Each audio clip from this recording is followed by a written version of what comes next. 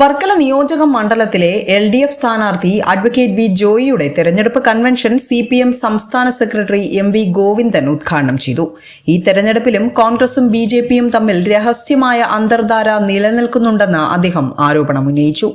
ലോകോത്തര നിലവാരത്തിലുള്ള വികസനമാണ് കേരളം ലക്ഷ്യം വെക്കുന്നത്. ഇതിനായി ഇടതുപക്ഷ സർക്കാർ തുടർച്ചയായ മൂന്നാം വിജയത്തിലേക്കുള്ള പ്രയാണത്തിലാണെന്നും അദ്ദേഹം കൂട്ടിച്ചേർത്തു. കേരളത്തിന്റെ മുന്നോട്ടുള്ള യാത്ര, വികാസം, വളർച്ച എന്ന് പറയുന്നത് ഭൂബന്ധത്തിൽ വരുന്ന മൗലികമായ മാറ്റം കൊണ്ട് മാത്രമേ സാധിക്കുള്ളൂ എന്ന് അന്നേ എഴുതി വെച്ചു.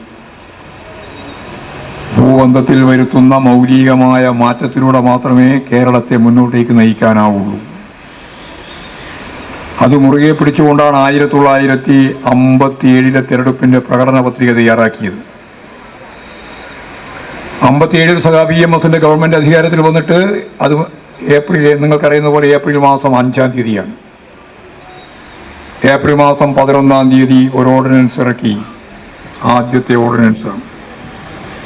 ആ ഓർഡിനൻസിൽ സഖാ PMS ഗവൺമെന്റ് പറഞ്ഞു, വളരെ പ്രധാനപ്പെട്ട ഒരു കാര്യം, ഇനി മുതൽ ജന്മിമാർക്ക്, ഭൂപ്രവാണിമാർക്ക് കുടിയാനെയും കുടികടപ്പുകാരനെയും ഒഴിപ്പിക്കാൻ അവകാശമില്ല. കുടിയൊഴിപ്പിക്കൽ വിരുദ്ധ ഓർഡിനൻസ്.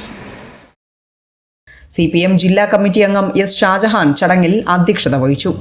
സ്ഥാനാർത്ഥി അഡ്വക്കേറ്റ് വി ജോയ്, CPM ജില്ലാ സെക്രട്ടറി A റഹീം, CPI ജില്ലാ സെക്രട്ടറി മാങ്കോട് രാധാകൃഷ്ണൻ എന്നിവർ ചടങ്ങിൽ സംസാരിച്ചു. പ്രമുഖ നേതാക്കളായ VP Murali, KM Laji, E Ravikumar, E Manilal, Madavoor Anil, Kallambalam MK Yusuf, Priyadarshini തുടങ്ങിയവർ കൺവെൻഷനിൽ പങ്കെടുത്തു. വൻ ജനപങ്കാളിത്തത്തോടെയാണ് വർക്കലയിൽ തെരഞ്ഞെടുപ്പ് പ്രചാരണത്തിന് തുടക്കം കുറിച്ചത്. വിസ്മയ ന്യൂസ്, വർക്കല.